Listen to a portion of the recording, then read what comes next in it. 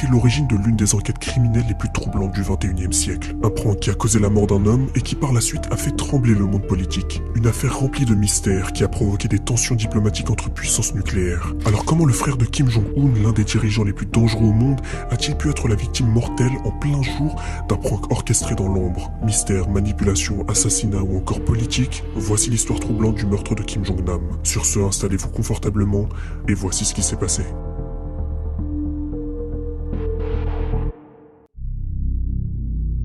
Notre histoire commence un matin de février 2017 en Asie du Sud-Est. Nous sommes à Kuala Lumpur, la capitale de la Malaisie. À l'aéroport international de Sepang, rien ne semble sortir de l'ordinaire. Les voyageurs avancent d'un pas pressé vers leur porte d'embarquement. D'autres tuent le temps dans des cafés ou restaurants. Une matinée d'aéroport totalement banale. Mais derrière ce calme, un événement inattendu est sur le point de se produire. Sur les images de vidéosurveillance, un homme apparaît.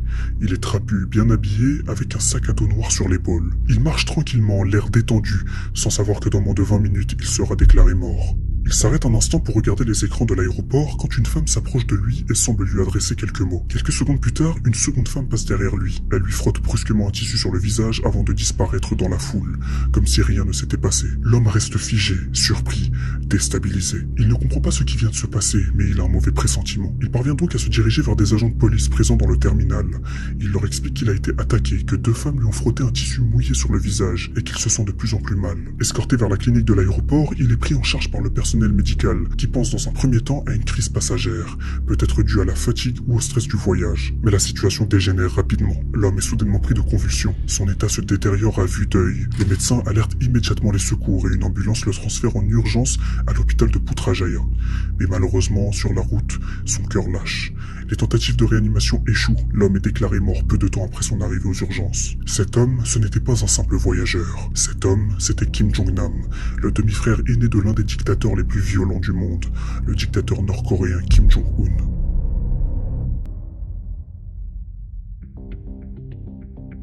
Avant de plonger dans les circonstances troublantes de la mort de Kim Jong-nam, il est important de poser le décor et de revenir sur l'homme qu'il était. Comprendre son enfance, le monde fermé dans lequel il a grandi, et surtout comprendre le régime nord-coréen fondé sur une dynastie autoritaire. Revenons alors en arrière à la naissance même de la Corée du Nord.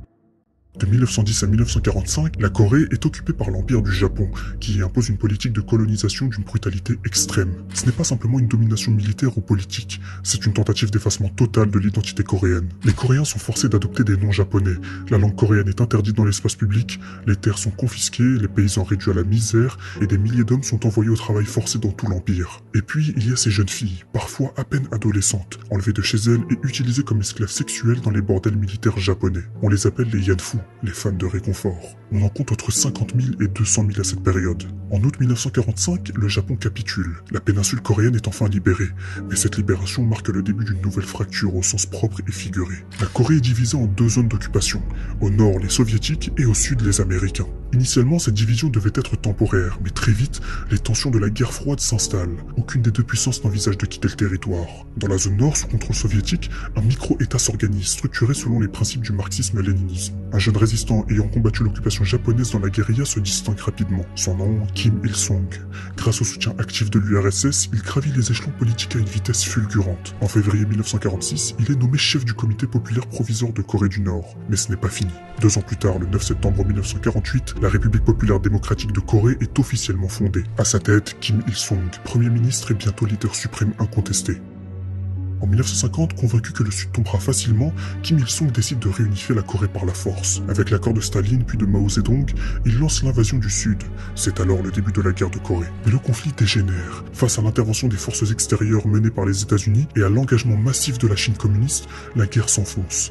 Par peur d'une escalade nucléaire et faute de solution militaire décisive, un armistice est signé en 1953. Après plus de 3 ans de guerre, la frontière reste donc figée autour du 38e parallèle. Une zone tampon de 4 km de large est créée, la DMZ. À la sortie de cette guerre, Kim Il-sung en ressort plus fort que jamais. Il lance une politique d'industrialisation rapide, reconstruit le pays et élimine tous ses rivaux politiques un à un. Sa priorité, s'assurer du pouvoir absolu. C'est à cette période qu'émerge peu à peu le culte de la personnalité. Kim Il-sung est représenté comme un héros national, un guide infaillible, presque une figure divine. Il ne dirige pas simplement un pays, il incarne la nation. Et pour renforcer cette domination, il forge une idéologie, le Juche. Le Juche prône l'autonomie totale, la Corée du Nord doit être autosuffisante, libre de toute influence influence extérieure, économiquement indépendante et capable de se défendre seule. C'est une vision rigide, gravée dans l'enseignement, la propagande, les institutions et jusque dans la vie quotidienne. Mais derrière ce discours d'indépendance, le Juche devient aussi un prétexte, un alibi pour isoler le pays du reste du monde, et aussi pour justifier l'adoration sans faille des dirigeants. Et d'ailleurs, en parlant de dirigeants, la Corée du Nord ne s'est pas simplement construite autour d'une idéologie ou d'un homme. Elle s'est construite comme une lignée, un royaume moderne où le pouvoir ne se transmet pas par les urnes mais par le sang. Kim Il-sung ne souhaite pas léguer le pouvoir à n'importe qui après sa mort. Il veut le faire perdurer au sein de sa descendance. Il annonce donc que lorsqu'il disparaîtra, ce sera son fils Kim Jong-il qui lui succédera. Kim Jong-il est un homme d'une loyauté sans faille envers son père. Il exécute scrupuleusement chaque tâche qu'on lui confie. Très vite, il gravit les échelons. Il devient un haut gradé du régime. Alors naturellement, on le voit comme quelqu'un de prêt à prendre la tête du gouvernement. Mais Kim Jong-il, lui, pense déjà à la suite. Il sait que pour garantir la survie du régime, il lui faut lui aussi un héritier. Quelqu'un un jour prendra sa place. Quelqu'un qui portera le nom des Kim. Il tombe donc amoureux d'une femme, Song Hae-rim, une actrice nord-coréenne très célèbre. Le 10 mai 1971, un enfant naît de cette union, un garçon. Son nom, Kim Jong-nam, l'homme qui a été assassiné à l'aéroport de Kuala Lumpur. À ce moment précis de l'histoire, tout semble parfait.